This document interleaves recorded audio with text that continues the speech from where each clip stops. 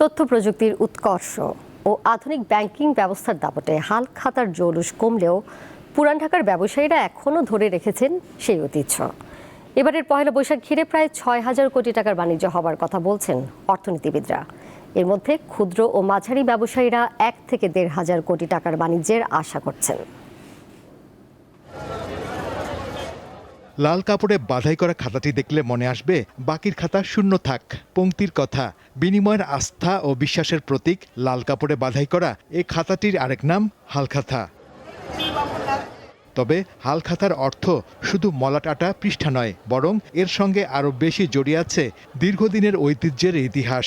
সেখানে দেনা শোধ এবং নতুন খাতায় হিসেব তোলা উপলক্ষে দেনাদারকে নিমন্ত্রণ জানানোর রেওয়াজ আছে। ডিজিটাল যুগের প্রভাবে লাল মলাটের সেই সাবেকি আভিজাত্য এখন অনেকটাই ম্লান, যেন কোনো মতে নিজের অস্তিত্ব টিকিয়ে রাখার এক নিরন্তর লড়াই। পরিবর্তিত সমাজ ব্যবস্থায় বাকিতে বিক্রিও কমে গেছে অনেক।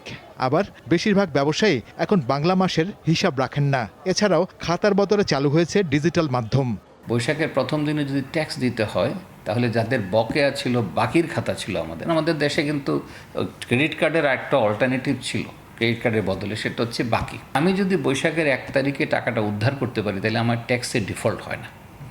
সুতরাং তারা ওই হালখাতার ডিসকাউন্ট দিতে, আজকে যা দেও আমি নিয়ে নেবো আর বাকি শূন্য করে দেবো। এটাই ছিল আরেকটা উৎসবের অংশ এবং সেইভাবে হালখাতা দিবসটা আসছে।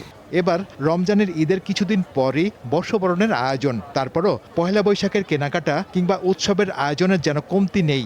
বৈশাখী পণ্যের পোশাক যেগুলো বলে, দেশীয় খাবার যাকে বলে, দেশীয় কারুপণ্য যেগুলো, এগুলো প্রচুর বিক্রি হচ্ছে এবং তাতে আমরা মনে করি আমাদের অর্থনীতিতে এখন যদি আপনি এভাবে খেয়াল করেন, প্রায় ১ থেকে ১,৫০০ কোটি টাকার চেয়েও বেশি আমাদের লেনদেন হয় ক্ষুদ্র ব্যবসায়ীদের। ব্যাংকাররাও নববর্ষ উদযাপন ঘিরে ব্যবস্থা করেছেন বিশেষ ঋণের স্কিম। এই জন্য আমাদের এরকম ছোট ছোট প্রোডাক্টও আছে, যারা এই যে সিজনাল জায়গাতে আমরা বলি যে পূবালী উৎসব নামে একটা প্রোডাক্টই আছে সব উৎসবের আগে। তার মানে তখন দেখা যায় যে উৎসব প্রোডাক্ট অনেক গ্রো করে গেছে, ৪-৫ হাজার কোটি টাকা হয়ে গেছে।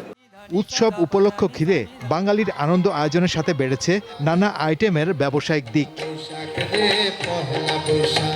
নতুন বছরকে বরণ করতে দেশ জুড়ে চলছে নানান আয়োজন, আর ব্যবসায়ীদের কাছে দিনটির অন্যতম প্রধান আয়োজন হালখাতা। হালখাতা মূলত পুরনো হিসাব বন্ধ করে নতুন হিসাব খোলার একটি ঐতিহ্যবাহী প্রক্রিয়া। দোকানে ক্রেতা, শুভানুধ্যায়ী ও পরিচিত জনদের আমন্ত্রণ জানিয়ে মিষ্টিমুখের মাধ্যমে পুরনো দেনাপানোর হিসাব চুকিয়ে নতুন বছরের লেনদেন শুরুর পালা। শাহরিয়ার ইমন, দীপ্ত সংবাদ, ঢাকা।